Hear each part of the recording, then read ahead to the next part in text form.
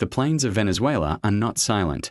Even when the wind stops, even when the animals disappear, even when the night feels completely empty, there is always a sound. A thin, broken whistle drifting across the darkness. This is the land of El Silbón, the whistler. A legend so deeply rooted in Latin American culture that people still change their behavior because of it. They lock their doors earlier. They avoid traveling alone at night. And most importantly, they never, ever whistle after sunset. Because El Silbón isn't just a ghost. He is a punishment that never ended. Long ago, before electricity lit the countryside and before roads connected the villages, life on the Venezuelan plains was brutal. The sun burned mercilessly during the day. The nights were cold, vast, and terrifyingly quiet. In one small rural settlement lived a boy whose childhood ended far too early. From a young age, he worked every single day, herding cattle, carrying supplies, helping in the fields, anything to keep his family alive. His world was defined by responsibility, obedience, and fear of punishment. He lived with his parents and his paternal grandfather. His grandfather believed that suffering built character. His father believed that violence enforced respect. Love was a rare thing in that house. Silence was much safer than speaking. And yet, despite everything, the boy loved his mother. She was the only warmth in his life. One evening, the boy's father returned home, consumed by suspicion and rage. He accused his wife of infidelity, without any proof, without any reason. The argument escalated quickly. Voices rose. Objects were thrown. An overwhelming fear filled the room. The boy stood frozen as the fight turned violent. And then, in a single moment that would define eternity, his mother was killed. The house went completely silent. Something inside the boy shattered forever. Overcome by grief and an uncontrollable fury, he attacked his father. The violence was swift, desperate, and final. When it was over, both of his parents lay dead. And the boy stood all alone in the wreckage of his family. News traveled quickly in small communities. When the grandfather learned what had happened, he didn't see a broken child. He saw Dishana. To him, this wasn't a tragedy. It was a crime that needed to be punished. He ordered the boy to be dragged out into an open field, where the sky stretched endlessly above them and there was absolutely nowhere to hide. They tied him to a wooden post. Then the beating began.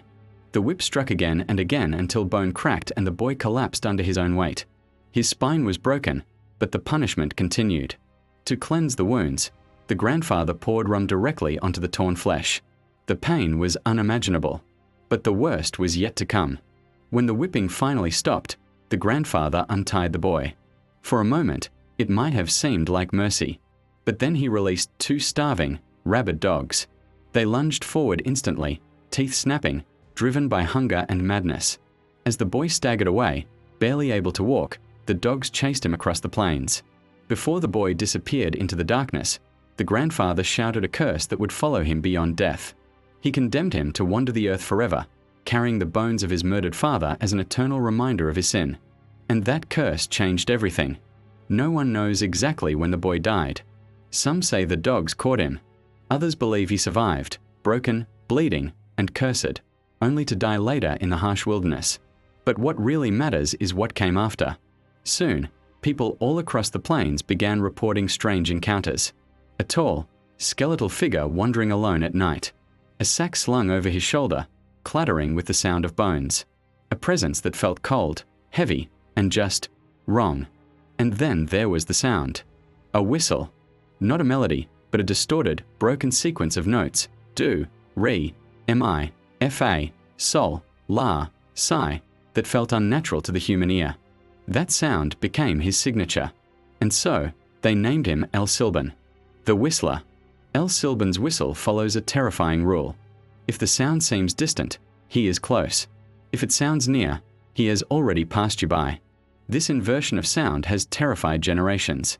People tell stories of hearing the whistle faintly in the distance, only to feel a cold presence right behind them just seconds later. Others claim to hear it loudly right outside their homes, only to find nothing, except for tragedy that strikes a few days later. Because El Silbón doesn't always kill directly. Sometimes he warns. Sometimes he punishes. And sometimes he simply observes from the shadows. He is often seen as a harbinger of death. His whistle is said to appear just before disasters. An illness, a death in the family, a sudden, tragic accident. Entire households have claimed to hear his whistle right before losing a loved one. In some versions of the legend, El Silbón specifically targets drunk men, perhaps a reflection of his own father's cruelty. In others, he hunts down those who abuse their families, acting as a twisted form of justice. No one agrees on his exact rules. The only thing everyone agrees on is that when he appears, something bad follows. The stories of encounters vary, but certain patterns repeat themselves. People see a tall, impossibly thin figure walking under the moonlight. They hear the distinct rattling of bones coming from inside a heavy sack. They feel a sudden, unnatural cold, even in the middle of tropical heat. Dogs will howl and refuse to approach him. Horses will panic and throw their riders. And always, there's the whistle. Some people swear that if you offer El Silbón tobacco or alcohol, he might leave you alone. Others believe that only a strong faith can protect you from his presence. But many say that nothing works. If he has chosen you, there is no escape. Even today, El Silbón remains one of the most feared legends in all of Latin America. Parents still use his story to warn their children not to wander off. Travelers avoid the plains at night. And entire villages still whisper his name in fear. Because unlike many other myths, El Silbón was once human. A child shaped by cruelty. A family destroyed by violence. A soul cursed to wander forever. And somewhere, out there in the immense darkness of the Venezuelan plains, a whistle still echoes, waiting. Thanks for watching. If you enjoyed this dive into folklore, don't forget to like this video and subscribe to the channel for more stories from the dark corners of our world. Stay safe out there.